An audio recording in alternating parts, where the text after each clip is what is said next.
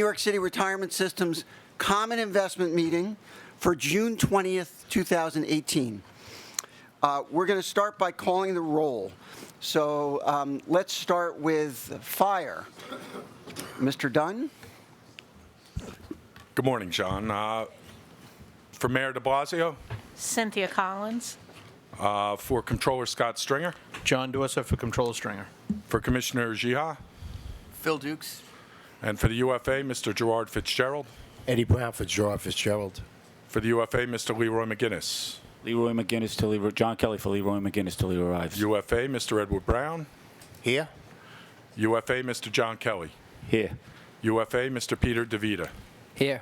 For the UFOA, Mr. Jack Kelty. Here. For the UFOA, Mr. John Farina. Here. For the UFOA, Mr. Paul Mannix. Here. And for the Fire, Commissioner Dan Nigro. Terrell Brown here. We have a quorum. Thank you, Pat.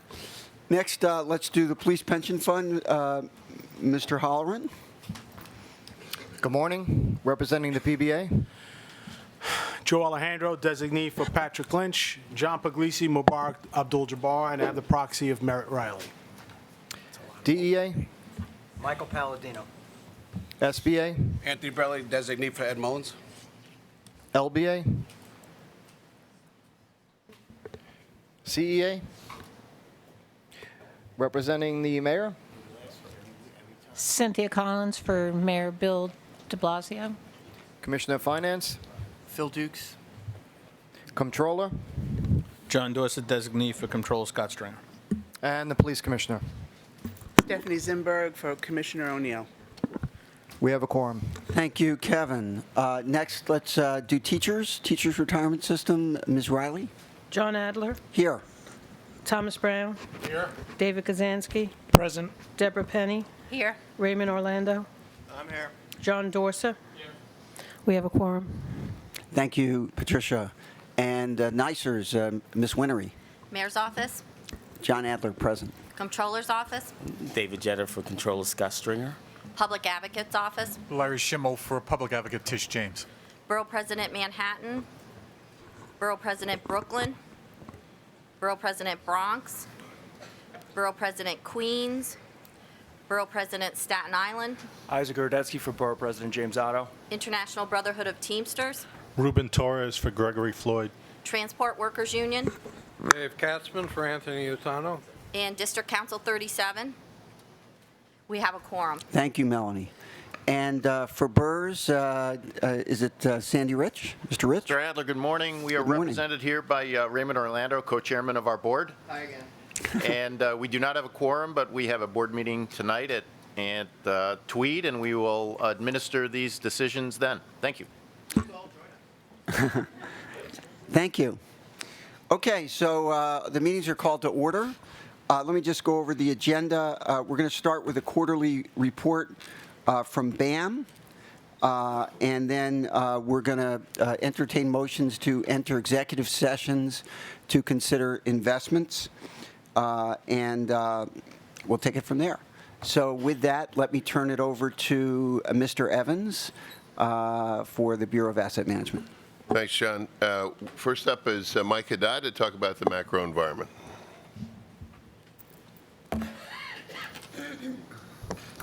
Good morning.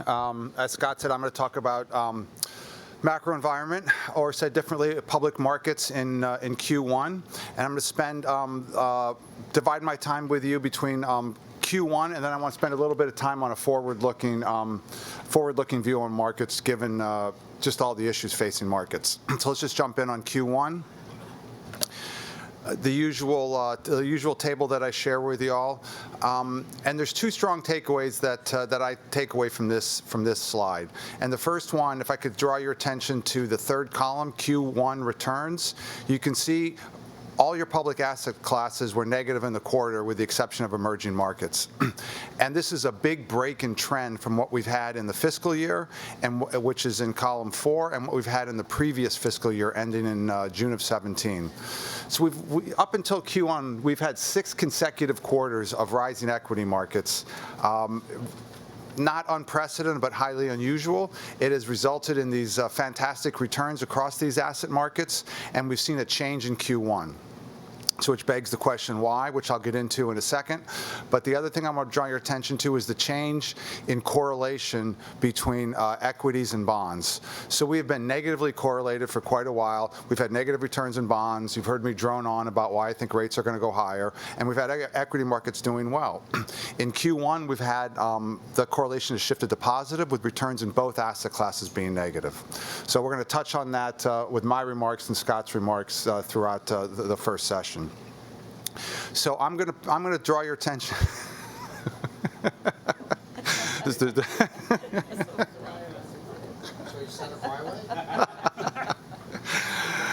I'm going to draw your attention to three different key events in the first quarter, which I think help explain the results in markets. The first one is the fiscal stimulus that was passed in both December of 17 and January of 18. As a reminder, it was the tax cut was basically a corporate tax cut, and then in January of 18 was the Bipartisan Budget Act. Think of that more as the increase in the spending caps. So what did that do? That increased, as you can see on the slide, that increased the deficits going forward. And it also, in a very straightforward way, it increases growth, it increases earnings. Those are the positive aspects. But this is poorly timed fiscal stimulus. And what do I mean by that? Is the economy has been running above trend for quarters on end. Employment is at or near full employment. Inflation is at or near target. So when you add growth to an economy that's already running above trend and monetary policy is still accommodative, it's going to force the Fed to be more aggressive than what they would have been otherwise. And long term, this limits the ability of the government to react to a slowdown. So fiscal stimulus is typically done when the economy is slowing. And if again you refer to the slide, you can see all the fiscal stimulus that happened after the fiscal crisis. That's appropriate fiscal policy. That's happening at a time when the economy is in recession. With the economy running strong now, this is poorly timed, and it has some consequences for markets and for the economy. So the next couple slides are going to show you what's some dynamics that changed in the quarter. So there's two lines on this graph. The orange line is the Russell 3000, a proxy for the equity market. The white line is the yield on the 10-year note. What I'm showing you is January, and in January things were good. The equity market was up almost 5% in the quarter, which is a huge gain for one quarter, with 10-year note yields being up 30 basis points. Negative correlations on returns, bond returns negative, equity returns positive. So what changed, and why did that change in markets? So what I would cite would be the employment report for January that's released on the first Friday in February. So what was the data in that report that caused the markets to convulse and change? It was really stronger than expected growth and stronger than expected earnings, average hourly earnings. So and put differently, wage growth. So wage growth in the previous month was running at 2.5% year over year. That number jumped to 2.9% year over year with that release of that report, and that caused markets to think the Fed is going to move faster and more than what we had thought otherwise. And if you look at just the beginning of February in that graph, you can see equity markets went straight down. They fell almost 11% from peak, while the 10-year note continued up in yield in the first quarter, almost touching 3%. And we shifted into this positively correlated returns, with returns in both markets being negative. And just as a reminder, the other third factor is the change in quantitative tightening / easing that's going on in Q1. So the first column is Q4. The net between the Fed and the ECB was a positive $182 billion, and that number within the quarter decreased by $136 billion. And that's a big change in demand for long-term government bonds, and that's just a slow drip that's affecting markets as this quantitative tightening, easing is getting drawn down and going to quantitative tightening. So you can kind of think as QE as a tailwind that helped markets post the crisis, and that is shifting, and now it's going into a headwind. And I've laid out in that graph just the delta over the next few quarters, and you can see by the beginning of 19, the ECB is going to be done, the Fed is going to be withdrawing liquidity, $150 billion a quarter, and that's going to go on for a while, and that headwind is going to face markets ongoing with the result of all things being equal. Interest rates are going to be higher, and then that impact of interest rates on equity markets will be there. So before I go into some current themes, let me pause for any questions or comments on Q1. Questions or comments for Mike Haddad on Q1? Please proceed. So I've listed on this slide a handful of issues facing markets, but let me just step back and kind of frame this a little bit differently. So I've alluded to the tailwinds of monetary policy, both zero or negative interest rates as well as quantitative easing. It's been a tailwind. It's helped markets. Half of your portfolio is in public equities. Another quarter of your portfolio is in assets that are highly correlated to public equities. They trade just like it. And if you think about a public equity, it's just discounted cash flows back to present value. And if you lower that denominator, it's going to make the net present value of those cash flows, all things being higher. And the markets have benefited from this very low interest rate denominator, however you want to call it. All pressure is on, as I lead from the first bullet, is for rates to go higher. So if you raise the discount rate, it's going to hurt the equity markets. And then furthermore, the equities have been greatly assisted by the amount of buybacks that have been going on, which has been a function of issuance and investment grade debt, and that market is starting to look a little bit queasy too. So I worry that dynamic has now again shifted into a headwind. And then the other comment I wanted to make, we were fortunate on Friday. We have a speaker series on Friday mornings, and our private equity group brought in the president of Warburg Pincus, who is also Tim Geithner, who, as a reminder, was the 75th Secretary of Treasury from 2009 to 2013. Prior to that, he was the president of the New York Fed from 03 to 09. He has a unique perspective into markets, having been, one of a very few number of people at the seat, at the table, pre-crisis, post-crisis. And the strong takeaway from him was that markets are priced for a very benign view, that what's happened in the past is going to continue, that volatility is going to remain low, earnings remain strong, interest rates remain low, and he just was, I don't want to speak for him, but he was doubtful of that scenario was going to lay out. And I've tried to capture this in this next slide, and this was a slide from one of your hedge fund managers. And what this slide shows is intraday volatility as defined as a 2% swing in the S&P 500 within a single day. And what I would point you to here is in 2017, there were 0 occurrences. And as you can see on this graph going back almost 30 years, that never happened before. And then you fast forward to 2018, and this data is through mid-April. Already 18% of the trading days have had that kind of volatility. And the other takeaway to me on this graph is just looking at 2012, 13, 14, all the way through 18, those volatility numbers have been very, very low when compared historically. And given the confluence of events in markets, not to speak about the issues that stem out of our current president and Congress and the issues that are going on there, I think we're in for a period of higher volatility. And as we all know, volatility is not a friend of markets. So again, let me stop there before I turn it over to Scott for any questions or comments. Questions or comments for Mike? You've silenced us. Thank you, Mike. Thanks, Mike. With that cheery outlook, let's go to the videotape and look at how we did in the first quarter. As Mike mentioned, it was a tough quarter. Almost all markets, public markets, were down. And if we'd been indexed for the quarter, as you can see in the second panel, we would have been down about 1%. In fact, we were about flat, minus 0.05% for the 3 months. If you look at the fiscal year to date, we're still above the 7% assumed rate and well above what we would have done indexing, about the same as the other large funds as measured by the Tux universe.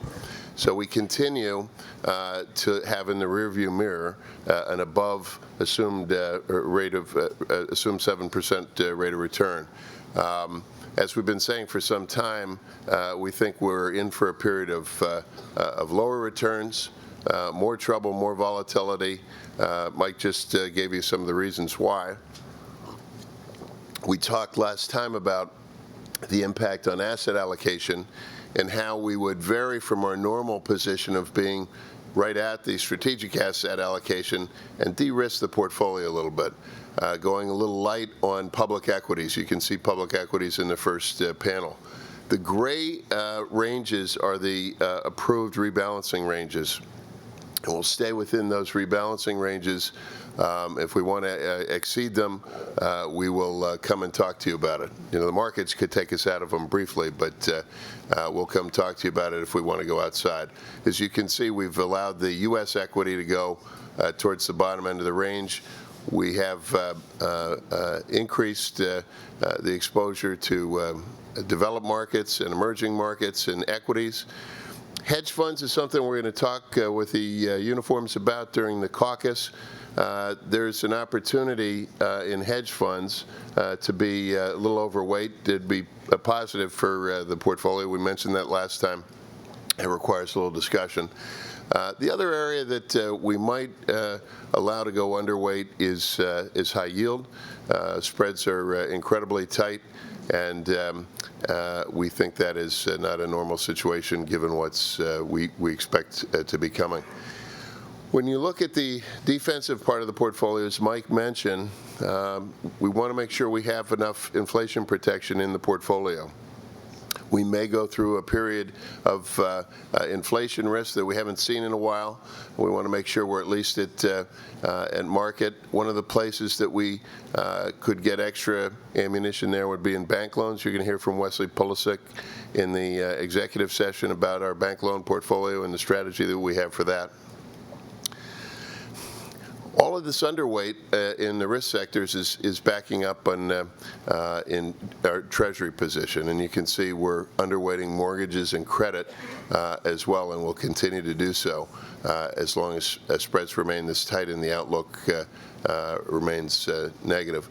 And in the Treasuries, even though Treasuries, long-term Treasuries are deflation protection, shorter-term Treasuries do fine in an inflationary environment. And in fact, that's what's happened. When you look at the duration of the Treasury portfolio, we're the gray, the blue is the long-term target, and we have a higher long-term duration target than our current readings. You can expect that gray bar to go down as we move forward, so that the duration on the Treasury portfolio will be short, meaning it'll do better in an inflationary environment than the long-term Treasuries. Let's look at the performance of the fund itself. The funds themselves, again, fiscal year to date through the end of March, well above 7% for the portfolio. The benchmark, we had excess returns in all 5 systems so far this year. When you break out that excess return, it's mostly manager value added. That's what we shoot for long term. That's how the managers are doing relative to their passive benchmarks. We want to see that be consistently positive over time, not in any quarter, but over 3 to 5 years. We want to see that be positive. Asset allocation is not something that's a normal place for us to look for excess return. However, we are tilting the portfolio slightly. And so you should look for that asset allocation to be a larger part of the return in the months ahead, as long as we're doing those tilts, either positive or negative. We've done some analysis to kind of break out that asset allocation. We've gotten into a discussion about it before. More on that. It's under development. We're getting some promising readings on it. We want to make sure that we can give you good, solid analysis with audited results, and we're not quite to that point. So we give you the basic State Street asset allocation information. So let's just take a quick tour through the parts of the portfolio that are moving relative to their benchmarks. Small cap has done very well this year, mostly due to Brown Asset Management, which is a firm that we've had in the portfolio for a long time. Teachers has a lot of Brown, which is one of the reasons that Teachers did so well, but it's also in the police and fire portfolios. Ceradex is another fund that's done quite well for us in small cap. In the mid-cap space, it's mostly Wellington. Burrs has a concentrated exposure to mid-cap and to Wellington, and it's one of the reasons that Burrs did so well during the year to date. And I can't say enough about our international portfolio. This is an example of how good long-term active management can work year in, year out. We're long-term investors in Bailey Gifford, Walter Scott, and Spruce Grove. They're great managers. When they're off their game, they're having a bad season, we invest more. When they are having unusually good results, we trim the position a bit. And that's helped somewhat. But most of this is just the managers doing a great job. So if you're patient, if you're a long-term investor and you have good managers, it can work. And it's worked very well for us in large and mid-cap international. In small cap, we've also had good, strong results. Acadian is one of the major reasons why. Acadian's been very strong. It's more pronounced in its holdings in Burrs, which is why they've outperformed a bit. Emerging markets, I mentioned this when the results are not dramatic. But we have the same managers and our results are different. So how is that? And the reason is the manager's ability to cope with a custom index. So both teachers and NYSERS have custom indexes. They don't invest in China is one of the big reasons. And so the managers come up with substitutions for their Chinese portfolios, either Korean companies or other Asian companies. And that hasn't worked as well over several managers. Quantitative managers have done pretty well.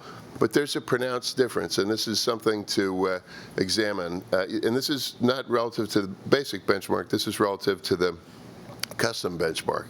So we're thinking a lot about that, and we will be talking to you. And I think that the emerging markets special approach is something that we would encourage discussion with these two boards about. Convertible bonds has had a tough time relative to its benchmark. This is a small part of the portfolio. It's not a long-term allocation, but we're holding convertible bonds as a high-yield substitute. And I just want to explain this. The results look terrible. These results are relative to a broad convertibles index. It does not our managers stay out of the junkier stuff, the low-quality converts. And the low-quality converts have been doing extremely well recently, making our managers look bad. Even, however, when you adjust and use the custom benchmarks that we use for the convert managers, they're having a rough time, and their 3-year numbers have now gone south. So we're not overly concerned. These are good, solid converts managers that we have, but the asset class is having a little difficulty relative to its benchmark as we're sort of fading it down as we invest in high yield. Hedge funds doing extremely well. And doing the job that they're set out to do. Now, we only have 2 funds that use hedge funds, but this is the inning for hedge funds. When markets were going straight up, people were frustrated that hedge funds were not going straight up. But hedge funds have both long and short positions, and they're not supposed to move at the same time as the market. They're supposed to provide steady results over time. And so here we are in a period of time where the market's slowing down, even going negative in the quarter. And hedge funds are chugging along. This is fiscal year to date. Let's just look at the quarter itself. During the quarter, the hedge fund portfolio was up almost 3%. When the market was down, Barclays was down, and the mix obviously was down. So this is why, to the police and fire who have hedge funds in the portfolio, it's a time to think about possibly overweighting this sector as we get into choppier markets. Let's turn to private markets. I'm not going to go through all of them, but I do want to focus on the 2 big ones, and there have been some concerns about whether it's worth investing in private markets and whether we can see any sign of progress. And the chart that we usually show you, which is the inception to date PME, the difference between our results in the private markets and how we would have done if we would have just invested in the public markets. doesn't look like we've done much in private equities. And you know, that chart has frustratingly just stayed right where it is. And so several board members are asking a lot of questions, as well they should. So I'm going to drill in to see if we can see any sign of progress.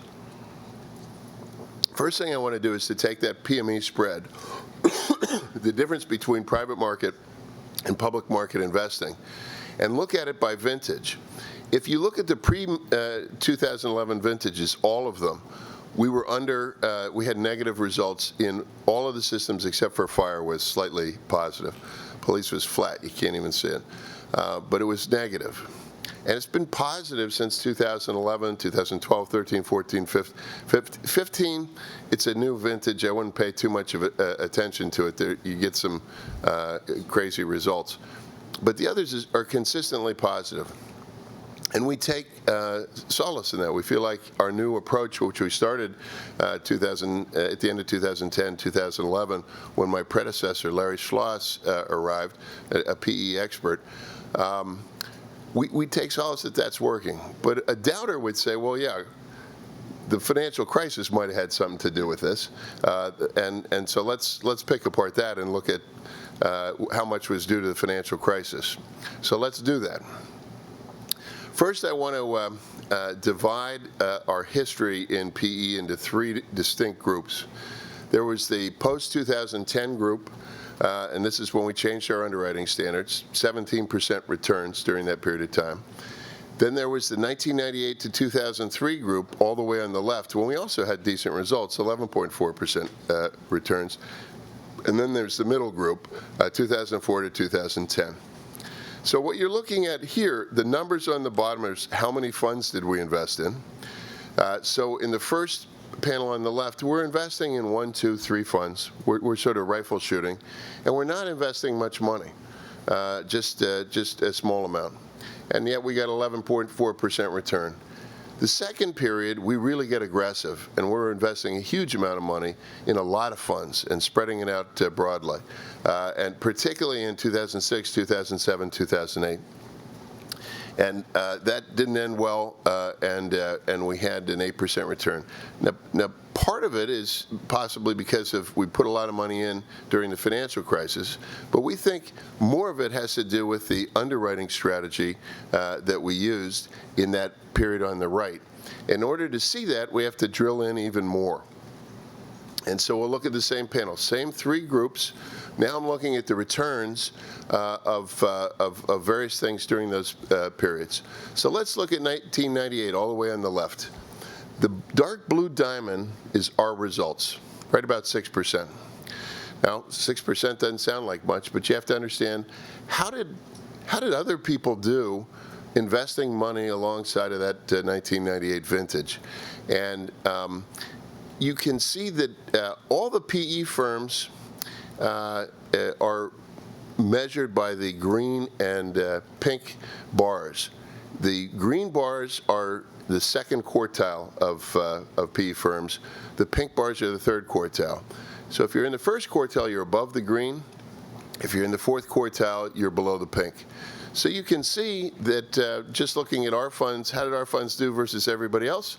They were right about average, right between the second and third quartile. And then how did the markets do? If we just invested in the markets with the same cash flows, the so-called PME, how would we have done? During that vintage, about 3%. So the spread, which is what we look at for value added, is the difference between those two. It's the distance from the diamond to the circle. So it was actually positive in 1998. Even though we had decent returns, because compared to the public markets, you could earn a lot of money. Compare that with 1999, when we were up towards the top of the second quartile, and so was the PME. We had less of a spread, but better returns. I'm not going to go into too much detail, but if we take a look at the first panel, the results were very acceptable. We're in the second quartile or first quartile of performance, a good spread from the PME. This program is working from 1998 to 2003. And in fact, many of the funds that were invested in during that period of time are still primary funds for us today. So everything was working well then.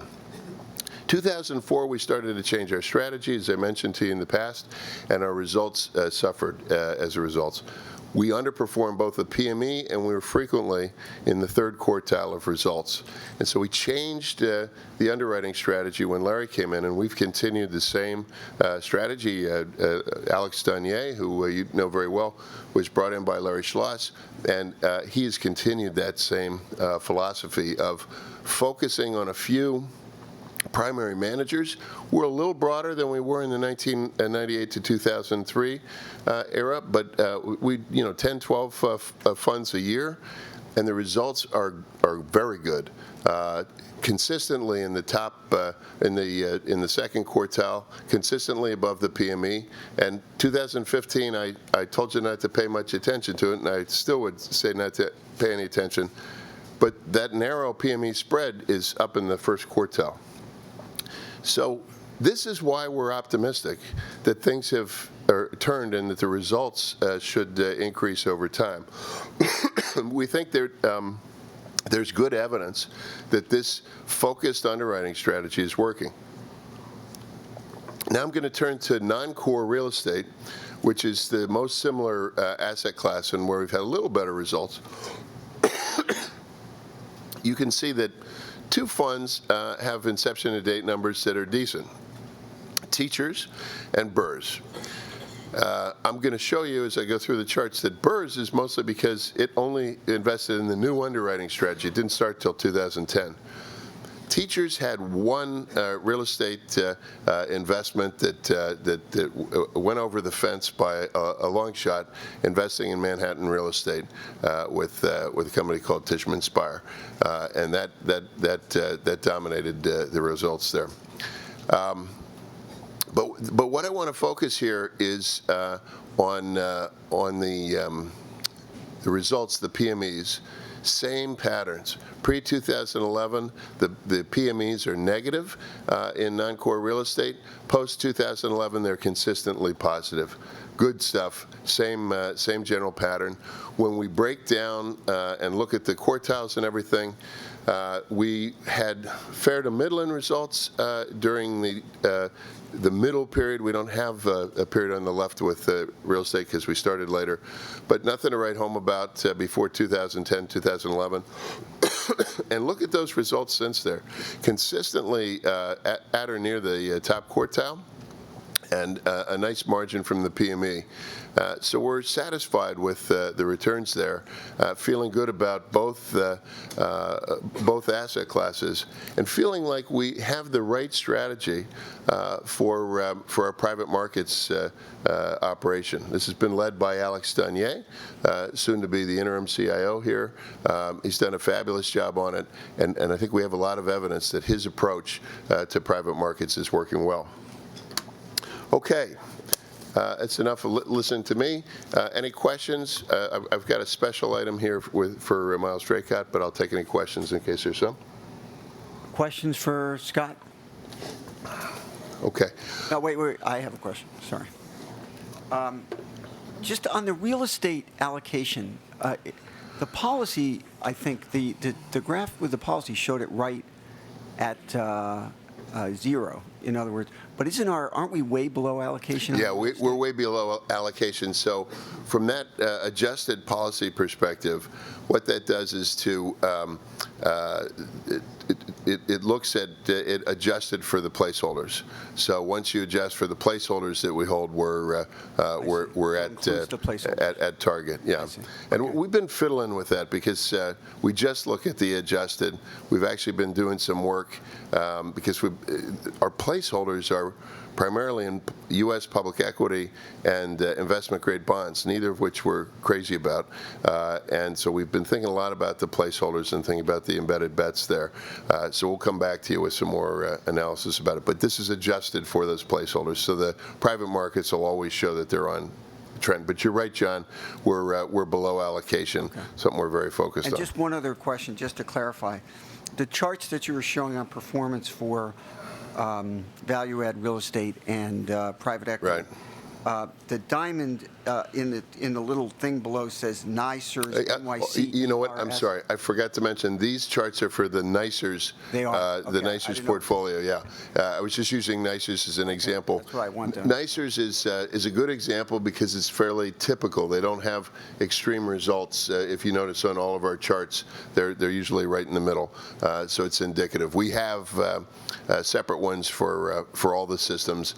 And we just thought this was instructive Okay, of that's things. what I wanted to be clear. These are internal charts that we use quarterly. We meet, the investment committee meets, and we drill down at depth in a lot of things. And I thought these charts, which we look at, might help to explain a question that I've been getting frequently from trustees. Okay. Okay. Just before Miles goes, I just want to give trustees who arrived after roll call a chance to introduce themselves into the record. So go ahead. Alan Swisher from the Queensboro President. Just turn the mic on. Thank you. Marika Scott McFadden for the Bronx Borough President. Okay, anybody else arrive over here that I haven't seen? Oh, yeah, go ahead, Susanna. Susanna Vickers for the Controller's Office. And over here, anybody arrive? Okay, did you get that, Annette? Anybody else? Okay, great. Thanks, Scott. Proceed. Okay, so I've asked Miles Draycott, our Chief Risk Officer, to come talk to you about the basket clause and our calculations of the basket clause. We've refined the process, and the reports that you have in your packet are part of better data that we have. And so I'm going to have Miles explain that to you.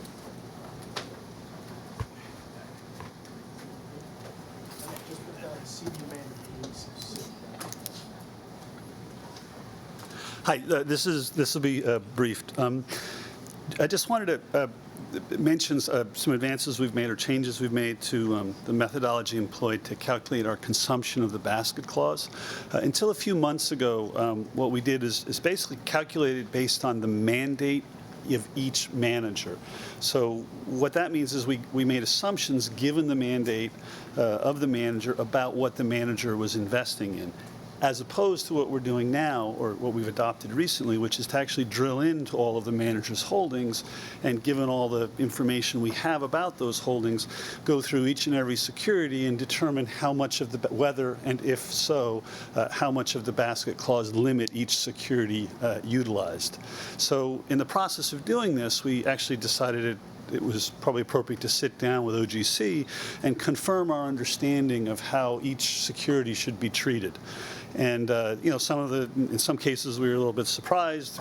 Stuff we didn't expect to utilize basket clause did. In other instances, we were pleasantly surprised in the other direction. Perhaps the most noteworthy change was that in conversations with OGC, we decided to include the investments made with proceeds from the securities lending program in the denominator. So that had the effect of increasing AUM, not by order of magnitude 20–30%, but it also, when we did that, the assets that were purchased with those proceeds, none of which consume the basket clause, because they're all very high quality, agency, high quality CP securities, none of which consume the basket clause. So the impact of this is to increase our room of freedom, the amount of freedom we had under the basket clause by a couple percent. And you see that that calculation is implemented. It's been a new sheet describing our basket clause utilization is, depending on your system, it's page 365 for NYSERS and TRS, BRS 247, Police 482, Fire 469. And you can see we're well under 25%, and that is given implementation of this revised methodology. Sorry, too much detail probably. So bottom line here, we have look-through numbers where we're looking at actual numbers rather than estimates, and we've really refined the rules on some of the asset classes. For instance, there's some U.S. assets that actually use basket capacity if they're headquartered outside the U.S., in Ireland or something. And so, we have legal briefs on all this stuff, but we have much more definitive data in real time on the basket. And we're running, pretty close to the basket, so it's important to have this information, and it's in your papers. I just, sorry to carry on a bit longer. I want to make one final inappropriate, unscripted remark, and that is I really want to personally thank Mr. Evans for everything he's done for BAM, and in fact, indeed, the City of New York. I think it's a huge contribution. That's out of order. I have a question with regard to... Miles, come back. You are subject to questioning, perhaps interrogation. A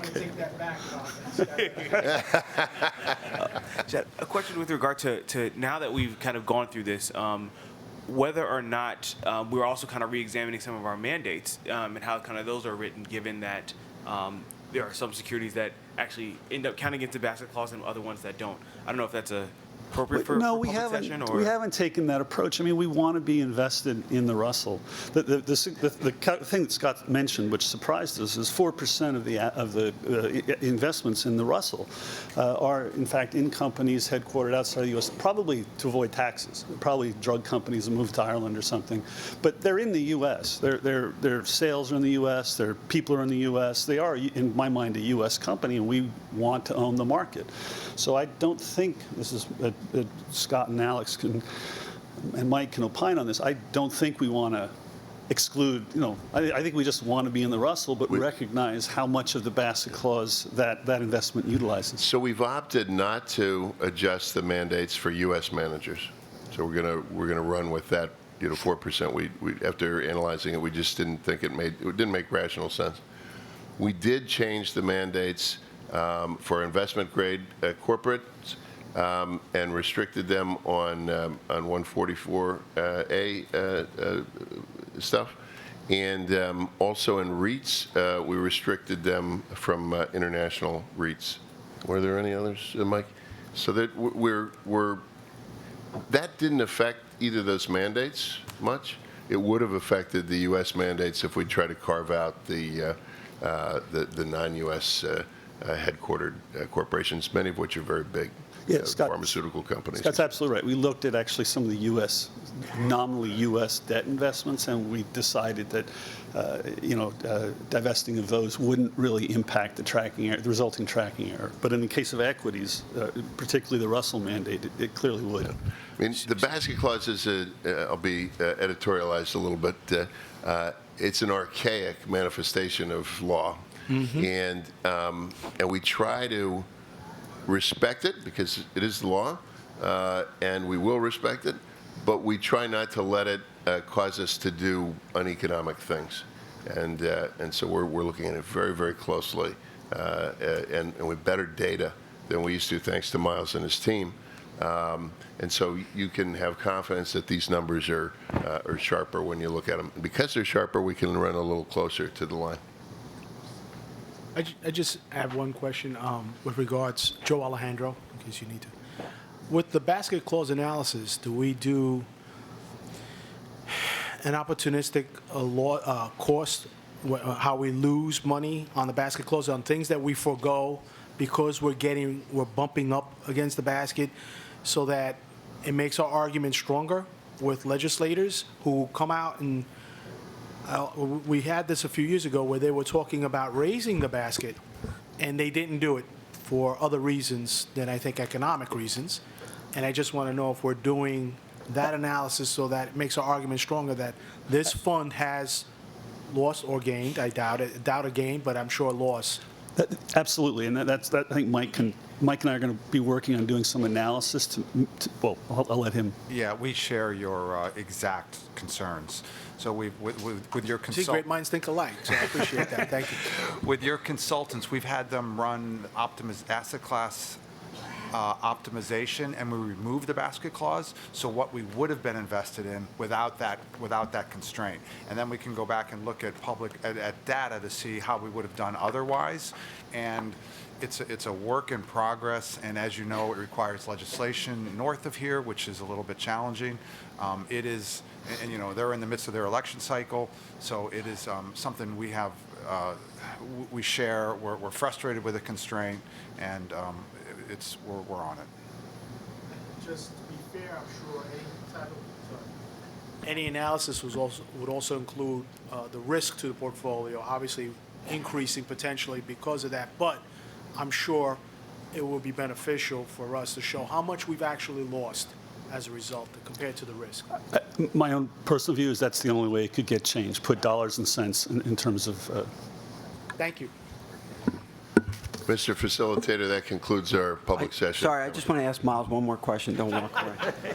On the basket, and I think I'm in the fire report, but I'm actually not sure. Under REITs, it says, that's the one asset class where it says non-basket negative 2%. How do you have a negative on non-basket? Can you answer that question? It says, I don't have it in front of me, John. Okay. I suspect what you're seeing is an artifact of when we owned non-U.S. REITs, which we have sold, and those would have consumed the basket clause. So again, I'm not staring at the report, but I suspect the negative means that those holdings reduce our room under the basket clause limit. Okay.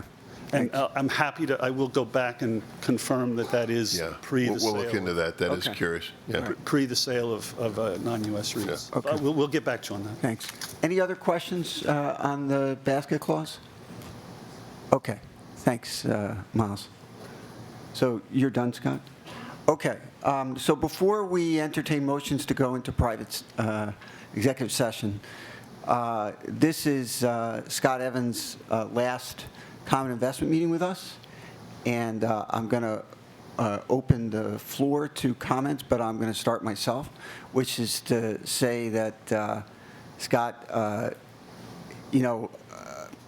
personally, I really appreciate the job that you've done here. I think you have moved all of our pension funds forward in a really fantastic way. I think that you've added to the professionalism of BAM and brought in some great staff and really raised the level of the game here. And I think that you will be missed. I know we all welcome Alex into the interim CEO position as your replacement. But I have to say, he has very large shoes to fill. And I think that personally, and I think probably all of us here want to thank you for the service, your service to the City of New York, to the taxpayers of New York, to the pensioners and active members of our systems, and really think that you have done as much for this city, I think, as any CIO that's ever served here. So thank you very much. Thank you for those very kind words, John. I don't know if anybody else wants to say anything. Okay. Then I have one other. Sorry, David? No, Debbie. No? Hi. Debbie. On behalf of teachers, I'd like to thank you also. During your tenure, we replaced 3 teacher trustees, and you were very kind and guided us, and we just really appreciate everything you've done for us. So, Thanks, Deborah. It's been my pleasure. Hello? And I'd just like to say, personally, Scott's the only CIO I've ever worked with, but I've never failed to be impressed by his commitment, his work ethic, his sort of clear sense of mission. He came here to do the right thing by the taxpayers and the pensioners and all the beneficiaries in the City of New York, and he really has done that. I can attest to how hard he's worked and how committed he's been over the past 4 years. And I understand that that's a pretty long time for a CIO to stick around the Bureau of Asset Management. So I think Scott should be commended for everything that he's achieved over the past couple of years. And personally, I will miss him. Thank you, Susanna. Hold on a sec. Mr. Aronson. Put your mic on, Mel. Is it on now? Thank you for recognizing me. I want to recognize Scott for the fine job he's done. I've been working with every CIO since the beginning of the 1980s, and we've had a lot of fine people working for us, and we've done some good work. But Scott has continued that, and the teachers of the City of New York and all public employees in the City of New York appreciate what you've done and how you've helped to make sure that the pensions that they've worked so hard for will be there for them because of the work that you've done. Thank you very much. Thank you, Mel. Your kind words mean a tremendous amount to me. Thank you. From the UFA? Yes. Yes, Scott, you've been a consummate professional, and you've been a pleasure to work with. You've always been a gentleman, and you're a breath of fresh air, and you'll be missed. Thank you. Thank you very much. And on behalf of the UFOA, we'd like to congratulate you and wish you all the best. Certainly in the fire service, we always look for a good leader, someone we can go to and who's going to make us feel safe. And you've always given me that feeling that our pension are safe with you as long as you were in charge. And you've always been a gentleman. I wish you all the best. Thank you. Thank you, John. Thank you, John Farina. On behalf of police, Yep. Joe Alejandro again.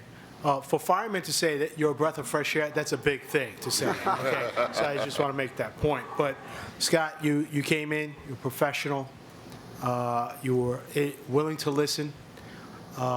You would be probably my 7th CIO that I've dealt with. Probably the easiest going CIO, but sometimes we disagree. Many times we do agree. But I think all in the best interest of the beneficiaries. And I think whatever you do, whether it's sitting by a pond and fishing, or whether you go somewhere to probably make a lot more money than the city's willing to pay, even for the cops. But I think I will, unfortunately, I will miss you again, because I think we could get good business done on behalf of the beneficiaries of the City of New York, and wish you well in the future. Thanks very much, Joe. Mr. Schimmel? Yeah, so on behalf of the public advocate and of NYSERS, you know, I too, like Mel, have seen 7, 8, I think, CIOs through my tenure, maybe more. You have been the finest CIO the city has ever seen. You've professionalized the office. I had my doubts because I've seen it before that there would be people who would change things. You have been a change agent for the city, for the pension funds, have professionalized the operations. And the true testament is not necessarily who you are, but what you've left behind. And I hope that the Bureau of Asset Management, through this current controller and through the next controllers, will honor that which you built and will continue the practices you've implemented, including the risk management we just heard of. And I really do wish you well in whatever your next endeavor may be. Thank you so much, Larry. Anybody else? Okay. Mr. Adler? Yes, Mr. Orlando. I'd just like to say, as the co-chair of the smallest system, Scott, you never made us feel like the smallest system. And we very much appreciate that. Alex. Thanks, John. I just wanted to state that on behalf of the Office of the Comptroller and Comptroller Stringer and the Bureau of Asset Management, we thank you, Scott, for your steady leadership, for your stewardship of the New York City pension funds, for what you've delivered for all the beneficiaries of this great city.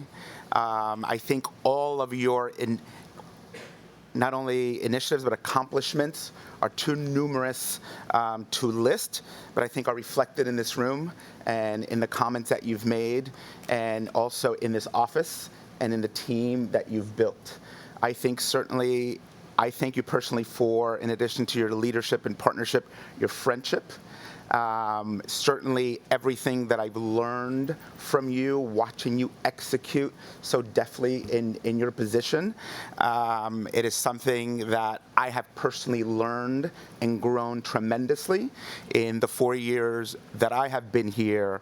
And I also personally thank you for your partnership, your friendship once again, and for being as steady and thoughtful a person as you are.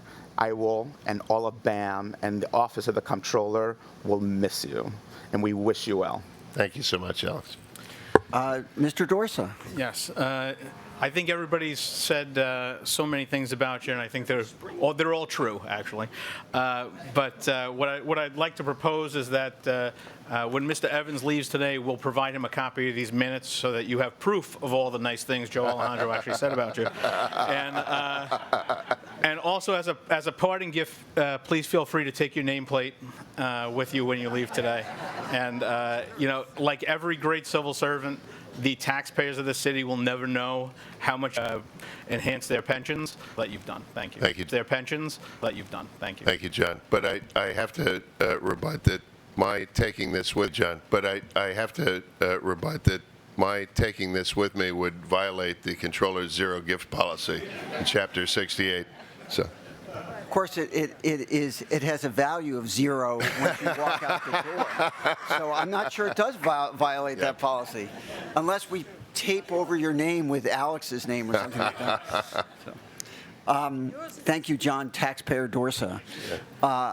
Okay, now before John, we, can I have a rebuttal? Mr. Evans. Okay, we're going to have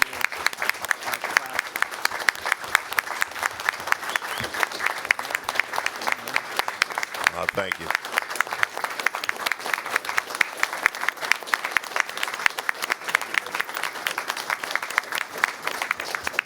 I just want to yes. I want to thank all of you. Public service is one of the highest callings that one can have in life. Most of you have been public servants your whole lives. I've had the pleasure to serve with you for the past 4 years, and it's been some of the best 4 years of my career. I've been pleased to serve this city, and I've been pleased to do it in partnership with you. I wish you well. I'm leaving you in good hands. Alex Dunier, Mike Haddad, and the team are a strong team, and BAM will continue to produce great results for the city of New York. So thank you very much. I think it's in our contract that if Scott leaves, we go back to quarterly meetings. Yeah. Okay, now just one more item of business before we entertain motions to enter executive session, and that is that the gentleman sitting to my left, Antonio Rodriguez, this is his last SIM as a member of the Mayor's Office of Pensions and Investments. However, he will continue, I believe, to attend SIMs as staff for the Board of Education Retirement System. It's our loss, their gain. Personally, I'm going to really miss Antonio sitting next to me here. And I think all of us, frankly, have benefited from the insights and questions that he's asked of the folks presenting to us. So I just want to recognize Antonio for his accomplishments here. He's been here for, I think, longer than Scott. Yeah, about the same time? About the same time. Okay. We agreed to leave together. I don't know. A little secret pact, right? So anyway, I just wanted to recognize Antonio and wish him well, despite my personal suffering in his future endeavors here. It's continuing to work for the city of New York. I got an Antonio story I just want to land here because I think it'll help you appreciate. So I hear all the reports. I get the reports like 5 or 6 times before they come to you. They come to the Greenlight Committee, then they come to the BAM Investment Committee, and then we have to edit the darn things. And so I've seen these things 10 times. But Antonio puts together a summary for all of you guys that sort of summarize everything, distill it into its essential elements. I often find things in there that I have missed myself, and I use that because it was better than the cheat sheet I was making for myself. So he is quite a good student of what BAM does, and you should miss him terribly because he provides one of the best summaries of what we do that I can imagine. And he's been a terrific devil's advocate, which is his job for our activities. So thank you.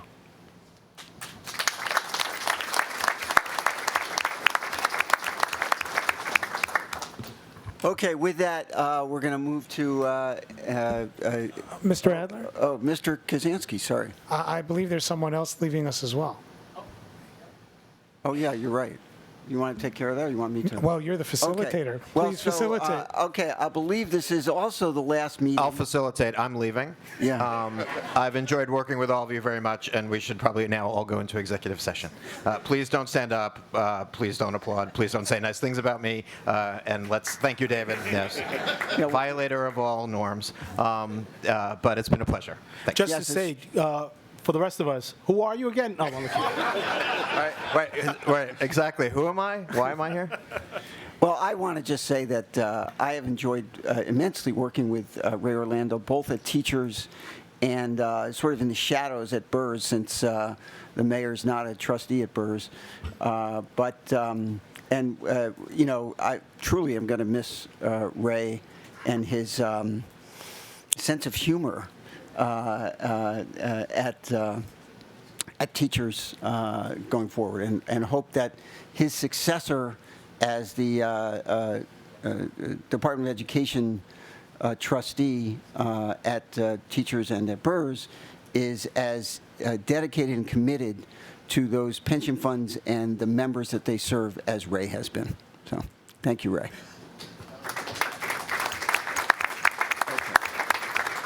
Is anybody else leaving? It's like the end of the fiscal year, and boom, people are walking out the door right now. No. Okay, so now we're going to take motions to exit public session and enter executive session. We'll start at NYSERS. Is there a motion to exit public session and enter executive session at NYSERS? Motion. Thank you, Mr. Khan. Is there a second? Second. Thank you, Mr. Katzman. Any discussion at NYSERS? All in favor of the motion to exit executive session, exit public session and enter executive session at NYSERS, please say aye. All opposed, please say nay. Any abstentions? Okay, motion carries. At Teachers, is there a motion to exit public session and enter executive session? So moved. Thank you, Mr. Kazansky. Is there a second? Thank you, Mr. Brown. Any discussion at Teachers? All in favor of the motion to exit executive session, exit public session, I'm going to do that 4 times, and enter executive session at Teachers, please say aye. All opposed, please say nay. Any abstentions? Okay, motion carries. Police, is there a motion to exit public session and enter executive session? Motion. Second. Thank you, Mr. Alejandro. I couldn't hear. Second. Who was the second? Oh, John Mr. Dorsa behind me. Oh, very tricky. Okay. Any discussion? All in favor of the motion to exit public session and enter executive session at Police, please say aye. Aye. All opposed, please say nay. Any abstentions? Okay, motion carries. Fire, is there a motion to exit public session and enter executive session? Motion to exit. For the record, Leroy McGinnis, late arrival. Thank you, Leroy. Is there a second? Second. Thank you, Mr. Brown. Any discussion? All in favor of the motion to exit public session, enter executive session at Fire, please say aye. Aye. All opposed, please say nay. Any abstentions? Okay, motion carries. So we're now in executive session at all 4 systems. Can we turn the cameras off? Cameras are off. Thank you. And can we ask members of the public and... So, She knows all the players. okay. So before we do a report out, I just wanted to remind the board, at our last regular meeting, I introduced the idea of bringing up at today's meeting a renewal of the common investment meeting for another 6-month period. So I have a copy of that resolution here today. So I would like the board to respectfully ask the board to take action on that. John, I have no problem with that, as long as you assure me, because I don't have the other ones that we have voted on, that there's been no language change from the prior resolutions that we have approved. There's no change in language. In Okay. fact, this copy was provided to me by the Police Pension Fund. So then I make a motion that we approve the SIM, despite some reticence of some of the members here who find that these meetings are blending into the evening almost sometimes, that we approve the motion for 6 months, the resolution. Well, Joe, you know they're going to be a lot shorter now, right? Yeah. I'll second that. So thank you. Okay, you need a vote. So So those in favor? Aye. Aye. Everybody's in favor. Yeah. A chorus of ayes is Annette would put So down. before we turn it over to Nicole, I just want to say, Antonio, thank you for your service to this board and to the Absolutely. members, and we appreciate all your hard work, due diligence, and the care that you've taken in carrying out the business for the mayor and the Department of Finance. So thank you. Means a lot coming from you. We There you appreciate go. it. So Nicole, have you? During executive session, the trustees heard recommendations from its consultants and the Bureau of Asset Management, along with presentation from managers. The following asset classes were discussed: alternative credit, real estate, hedge funds, and U.S. equity. Decisions were made, details to be made public at the appropriate time. So I'd like to make a motion. So moved. Thank you. The public session caucus of the NICERS Public Retirement System, and we have a readout of the events and the discussion that we had, and we made several votes on several issues and matters. The board agreed to fully redeem from its existing investment in a U.S. bank loan strategy, the details of which will be disclosed at a later date. The board agreed to commit to a liquid senior loan strategy, the details which will be disclosed at a later date. The board agreed to rebalance the portfolio, the details of which will be disclosed at a later date. And the board agreed to authorize negotiated acquisition for an international small cap product, the details of which will be disclosed at a later date. Can I have a motion to adjourn? So moved. Second? Second. All in favor? Aye. We're adjourned. During the executive session, the board discussed various investment matters, reviewed personnel decisions, and also made decisions about which candidates are hired. We now need a motion to adjourn. Second. Motion to adjourn. Did we get a second? Any objections? Hearing none, motion carries. Meeting is adjourned. We're now in public session, and Susan is going to report out what happened in executive session. Thank you, Patricia. In executive session, consensus was reached to hire a bank loan manager. Consensus was also reached to terminate one bank loan manager. Consensus was reached to terminate one high yield manager and transfer the assets to another high yield manager. Consensus was reached to redeem part of one real estate fund and reallocate the funds to 3 other funds. Consensus was also reached to approve a process to begin the contracting process with one small cap equity manager. These decisions will be announced at the appropriate time. Thank you. Do we have a motion to exit public session? So move on. Do we have a second? Second. All those in favor say aye. Aye. All those opposed say nay. Any abstentions? Okay, we're adjourned.